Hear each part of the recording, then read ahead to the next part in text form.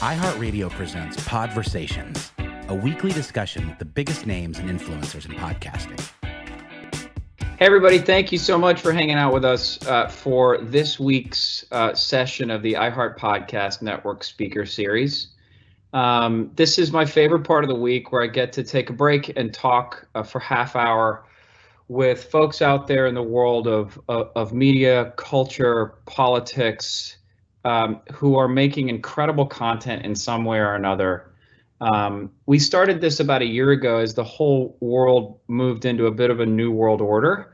We wanted to stay a little bit connected and kind of selfishly, we wanted to talk about our favorite topic, podcasting. And it grew into this great weekly session. Most Thursdays at noon, we stop down, and I've been fortunate enough to be able to have conversations with everybody from Malcolm Gladwell to Paris Hilton to Martha Stewart, and it's been phenomenal. Just the way people are processing 2020 and beyond, and the kind of content they're making to react to that. This week's session is, I think, one of the coolest we've done. Chelsea Clinton needs no introduction, but we are incredibly psyched, Chelsea, to be in partnership with you to build a really amazing new podcast. First of all, I imagine you're one of those people that stuff is probably like literally not getting done right now because you're taking a half hour to talk to us. So I really do deeply appreciate you hanging out with us for a second. Oh, well, Conal, thanks so much for having me. As I shared before we went live, I am grateful that this is sort of at least for those of us on the East Coast, kind of lunchtime session, because it means I could take over my kids' room, which has the best sound in our apartment. So if you're like wondering like where I am, like there's like a giraffe above my head and there's like, elephants and whales on the wall behind me. But thankfully it's okay because they're eating lunch. So it's perfect. They're eating lunch and I can be in here. That pretty much summarizes 2020 and now 2021 for all of us. I think I'm in the one room in my house where kids are not right now. So we're in the same boat to some extent. Lots of like intra-family choreography, right? Of like who has to be on which like Zoom or Google Meet or Microsoft Teams or like whatever platform you're on, or Google Classroom, which, oh my gosh, has probably been the predominant like platform in our family's life. So yes, lots of intra-family choreography, I think, for everybody.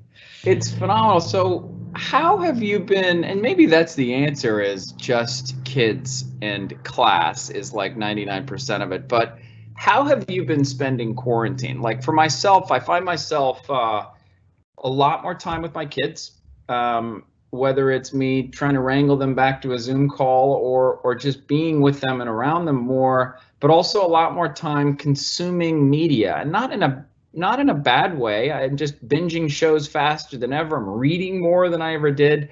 What about you? Like, what has quarantine changed in your own personal life like that? So definitely even more time with my kids, which has been wonderful. A lot of games. My kids are small, so they're 1, 4, and 6, at least that with our 4 and our 6-year-olds.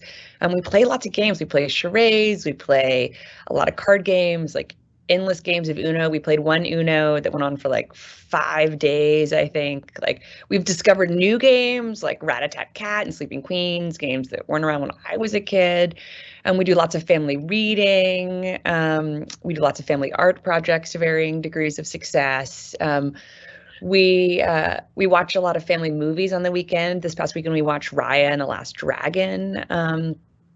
And had like very intense conversations about friendship and forgiveness and hope and bravery. So that's a rambling answer, but an honest one. I will say in the first part of quarantine, we baked a lot, which I know was pretty common. We found ourselves like, baking like 18 iterations of banana bread. And that's probably the thing that like didn't really persist, because I think there was just so much baking and I was like, oh, this is like, early literacy and early math. And I'm like teaching my kids fractions. And my husband's like, what is happening? I'm like, it's okay. We're making another cake. You like cake? It's fine. And then maybe about like 4 or 5 months into quarantine, I was like, okay, we can't actually sustain like this level of like baked good consumption. It doesn't exactly go with like the healthy habits we're trying to implement. So now baking's like, twice a month instead of like twice a day. Two things in common with this. Like Raya is actually on repeat in my house right now. We've watched it maybe 17 times in the last 72 hours. We've only watched it once, but I've already been asked, when do we get to watch it again? So, yep, got that in common. It's on repeat, and I'm not having nearly as deep conversations about it. The conversations are more like, can we start the movie again? And it's usually, yes, I've got to go do a Zoom call with Chelsea Clinton. But the second thing is banana bread. Somehow I've made a lot, and it's getting worse every new time I make banana bread. It's actually to the point of like I will hit inedibility, if that's a word, at some point, and that's really the goal of quarantine. But look, like you're a relatively new mom. You have kids coming up in the world now. You, for your own life, have two of the smartest, well-known, most accomplished parents, period. And when you look at your own kids and how you want to bring them up and what you want to expose them to or not expose them to and the stuff you want to teach them or not, how did you handle growing up like that with the pressure, maybe not, that comes with parents that smart, that accomplished? I hope I handled it. I am so proud of my parents, and my parents always made me feel included in their work. So, I remember being a little kid, Conal, and like the first thing I learned how to read was the newspaper. And truly, I know that sounds like so nerdy. And like we would talk about like what I'd read in the newspaper, and my parents expected me to have some awareness about what was happening in Arkansas or around the world. They wanted me to have opinions rooted in fact, not fiction, about kind of what I thought should be happening. I've always loved animals. And so I think the first real issue that I felt connected to as a kid was like animal conservation, trying to save the elephants, which unfortunately, is still something that we need to focus on because we didn't do it in the 80s. So we need to do it, now in the 2020s. And so I think I felt connected to their work in a way, and yet I never doubted that I was the center of their world, that I was the most important part of their lives.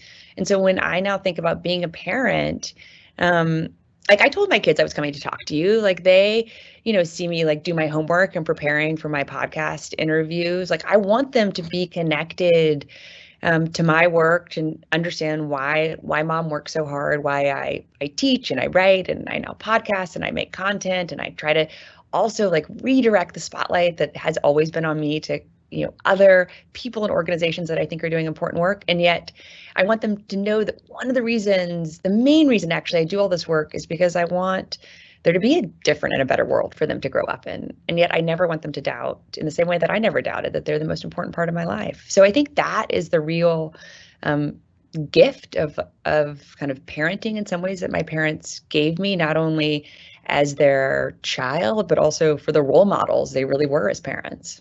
And was there a moment in your life where you realized, maybe really young, that the status and stature of them as who they were in the world, not just mom and dad, but also these other things? How did you process that? Well, when I was a little girl in Arkansas, Arkansas still had gubernatorial terms that were 2 years. So when I was a little girl, my dad was running for governor like pretty consistently. And so, I have these memories of just being a little kid, like standing on the side of a rally, like waving American flags and like handing out stickers, because, when you're 3, like that's kind of what you can do to be supportive, and like cheering really loudly. And so I don't remember a time when I wasn't aware that my parents were kind of in public service, and that we as a family were in public and under public scrutiny. Incredible. So you've come a long way from handing out stickers at the age of 3 or 4. I still love stickers, Conal. Don't knock stickers. I still love stickers. Today, you wear a lot of hats. So you're clearly a mom, but also an author, vice chair of the Clinton Foundation. If somebody were to approach you and say, "What's your job? What do you do?" How do you answer this question? I think that my calling, which is what I think of it more as than just a job, is to try to help empower people. So whether that's through information and stories that I'm looking forward to sharing on In Fact, or through the books that I've written, whether for little kids, like my kids' age, or that I teach about, like in graduate school at the Mailman School of Public Health, or whether it's the work that we do kind of through the Clinton Foundation, especially around health and education. Like, I think my calling is to try to help empower people in every way that I can. So you mentioned In Fact. So we've launched this podcast with you called In Fact. The trailer for it is out there in the world now on pretty much everywhere where you can listen to podcasts, including the iHeartRadio app. The first episode drops in a week or two. Where did this idea come from? This idea really came from circling back to where we started this conversation, from the pandemic. I have always been drawn to kind of public health as an area of passion, concern, purpose. I have a master's degree in public health. I have a doctorate degree that focuses on kind of global public health. I've taught now for a decade at the Mailman School of Public Health at Columbia. And yet for most of my professional life, Conal, when people kind of would say like, oh, well, like, what are you working on now? And I would talk about a book I was working on or a story I was hoping to share or kind of what I was teaching. I would just see like people's eyes glaze over. They're like, oh God, what is public health? Like, what are you talking about? Like, wait, what is epidemiology? Like, wait, why should I care about what's happening on the other side of the world? Wait, like there's still polio. And now we have more people than ever before paying attention to public health. And yet I don't want people to think like public health and COVID are synonymous, because COVID isn't even the only infectious disease crisis we're facing around the world currently, much less the only public health crisis we're facing here in the United States. So admittedly, I hope to rather boldly, I guess, exploit the fact that people are paying attention to COVID to help really kind of inform, educate, and empower people to be engaged in other public health issues, whether that's our addiction crisis in our country or recognizing climate change as a public health issue, or that there's still tens of thousands of Americans who contract HIV/AIDS every year. So there's a lot that I hope to do, clearly. Why do you think it has such a hard time stealing back or getting its share of the news cycle? Like we talk a whole lot about immigration, infrastructure is starting to get a little bit of its day in the spotlight. But this one, you're right. It's, now that I think about it, it really has to fight and struggle for its spot on the stage. Why is that? Is it that it's just a really not nice topic for people to talk about? Does it feel insurmountable to people? What is it? Yeah, I think it's all of that. And I also think that it's just because we haven't done a good enough job, we in the public health community haven't done a good enough job, I think, of helping connect even kind of what you just talked about to public health. So infrastructure is a public health issue. Like, how easy is it to walk in your city? That's a public health issue because we want people to be moving more, especially now kind of as it's becoming springtime and the weather's getting nicer, at least here in New York City, or if we're thinking about broadband access, which is a kind of, a 21st century infrastructure issue. How easy is it to access information? Like, that's a public health issue. If you want to know what the flu stats are in your area, or if you want kind of reliable, good information about how to think about a healthy diet, or, how to think about helping to sleep train your child, that's certainly all related to public health. So I hope that I can help draw those connections through, In Fact, for anyone and everyone who would listen. Before you launched this with us, and I don't mean to put words in your mouth, but we're sort of obsessed with the podcast medium at iHeartMedia. We have this huge network of almost over 500 shows, 300 million downloads a month almost now. But there's something, frankly, kind of rare and odd happening in podcasting, where you have 100 million Americans a month now listening to podcasts. 1 out of 3 of us consume this medium in some way, shape, or form every single month. And it's rare because that doesn't happen that often, where a whole new content type comes along and actually takes permanent real estate in all of our media diets, if you will. So as you orbited podcasting and finally jumped in and wanted to launch this thing, why do you think that is? Is there something about a podcast that maybe in your own podcast listening you feel is just a little bit different and special? The way that the content sounds, the way you process it, the way you bring it into your own life. What do you think it is? Well, I grew up listening to the radio with my mom. My mom listened to NPR every morning when I was a kid. So I have always admittedly been someone who has loved listening to content, loved listening to good stories. We listened to audiobooks, when I was a kid, and we would take long road trips from, like Arkansas to South Carolina, for example. And so, I may not be the best person to answer this question, Conal, because like I have listened to podcasts for years. So while certainly my podcast consumption, just like as we were talking about earlier, like, and my book consumption, like my, media consumption has increased over the last year, it didn't start with kind of quarantine. Yeah.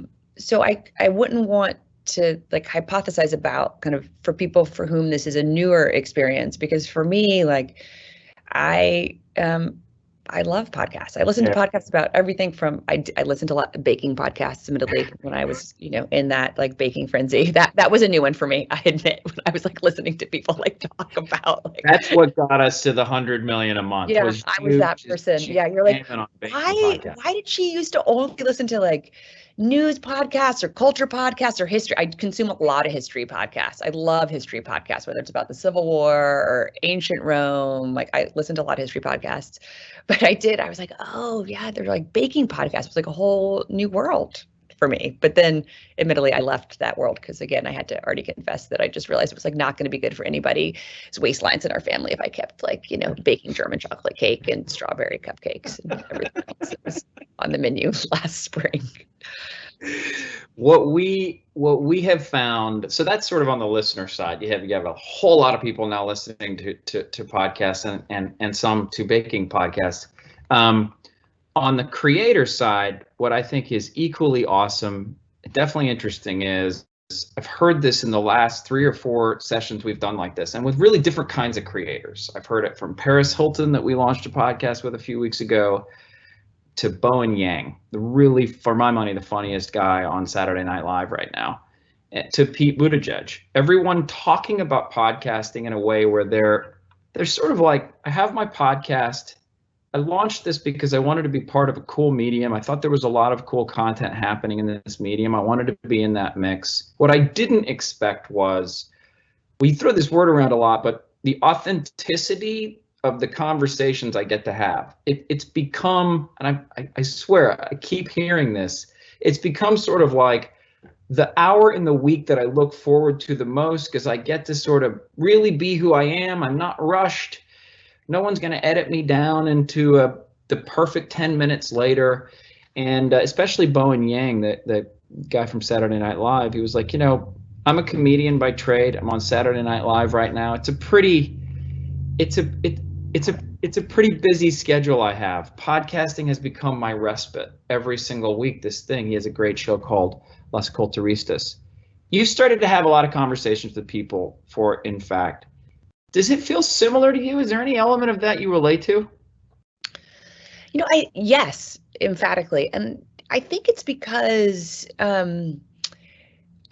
we have more time than, at least for me, like thankfully I have a lot of time. And so and yet I never have felt, and I now have had many conversations for In Fact, I've never felt though that I have to fill that time.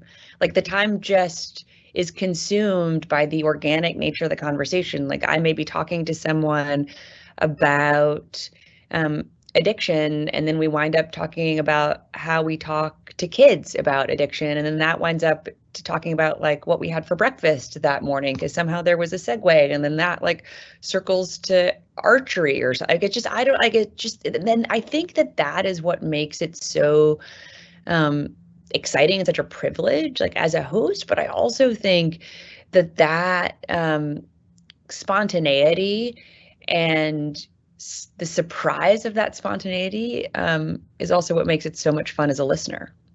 It's almost like this medium is the anti-soundbite. It's like when you're actually just able to talk. It was funny when we did a great show with Pete Buttigieg, and he was coming off the campaign trail before being part of the Biden administration. And I think he could have done any kind of media. Anyone would have hired him. to do something because he's articulate, he's confident, but he chose podcasting as the first thing he would do because of that exact thing. He's like, it feels unrushed. It feels genuine, authentic. I can say what I want to say. Conversations can just be what they are. What have some of those conversations been about? Who with? Can you tease a couple of them for us?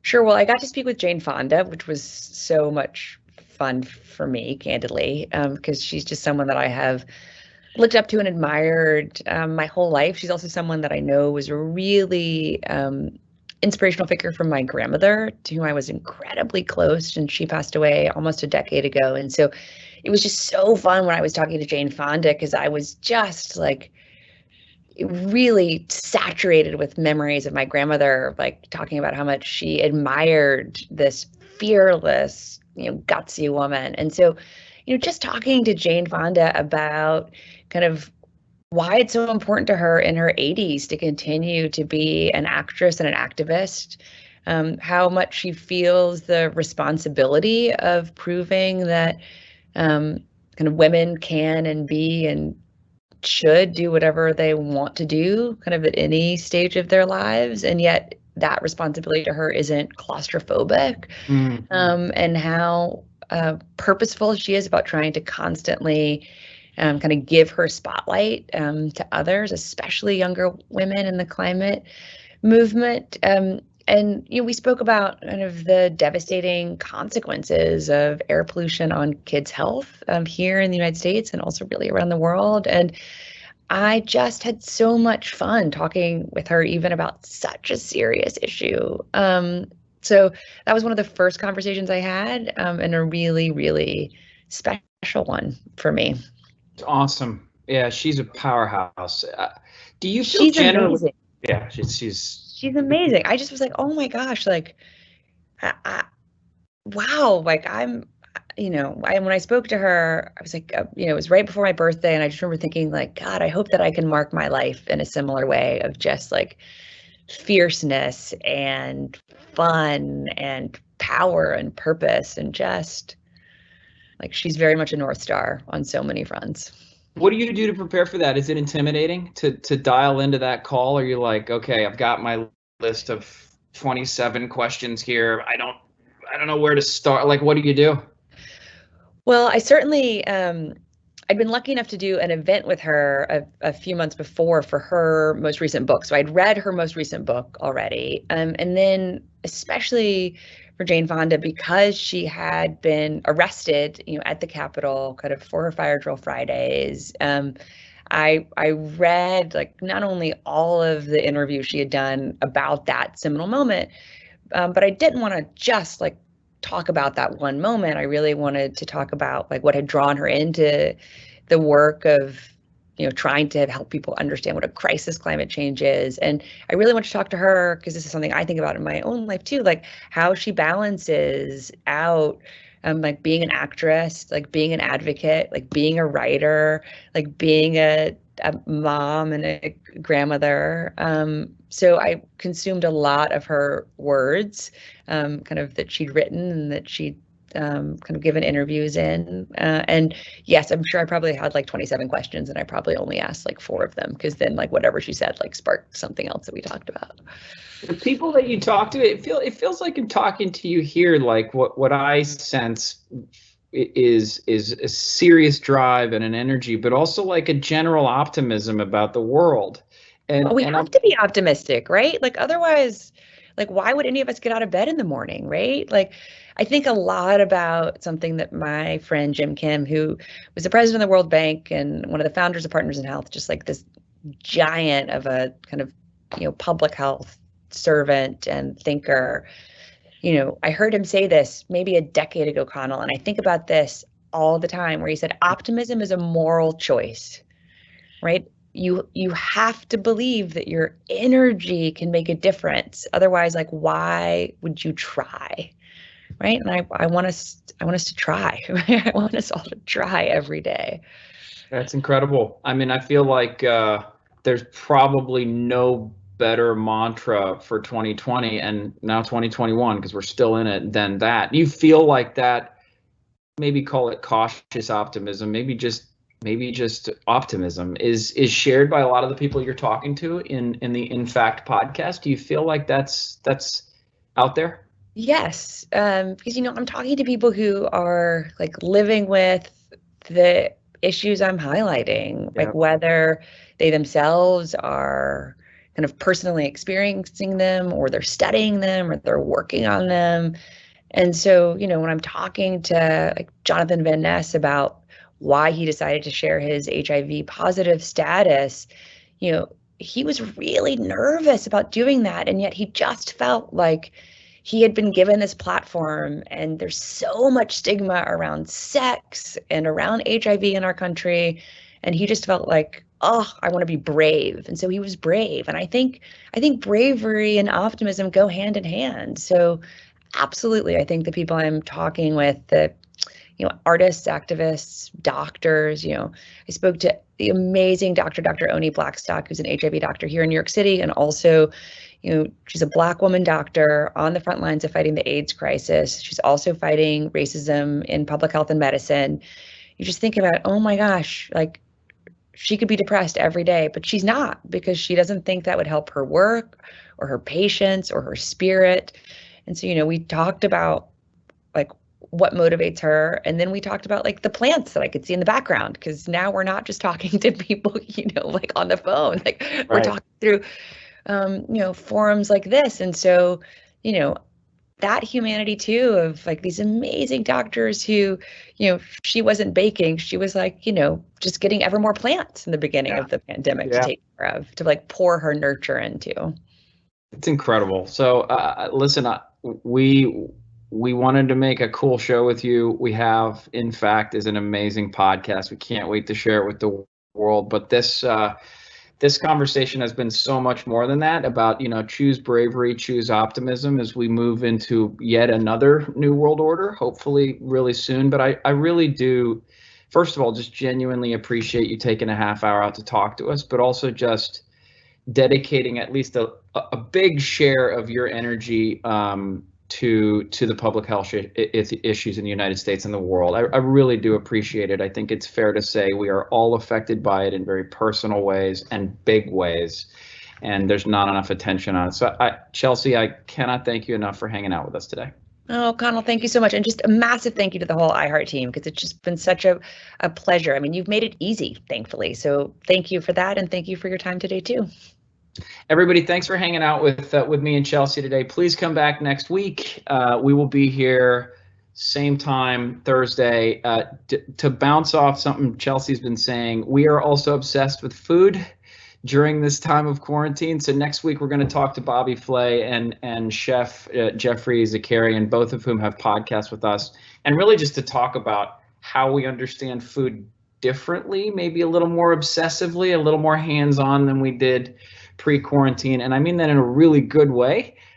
These guys are amazing. Their shows are amazing. They're some of the best storytellers in the world, by the way, working in kitchens and building restaurants. So it'll be a cool conversation. Chelsea, again, thank you. Stay safe, stay sane. And thank you to your children for letting us use their room as a great sound booth for the last half an hour. I really appreciate it. Take care of yourself, Chelsea. Thanks so much. Stay safe, everyone.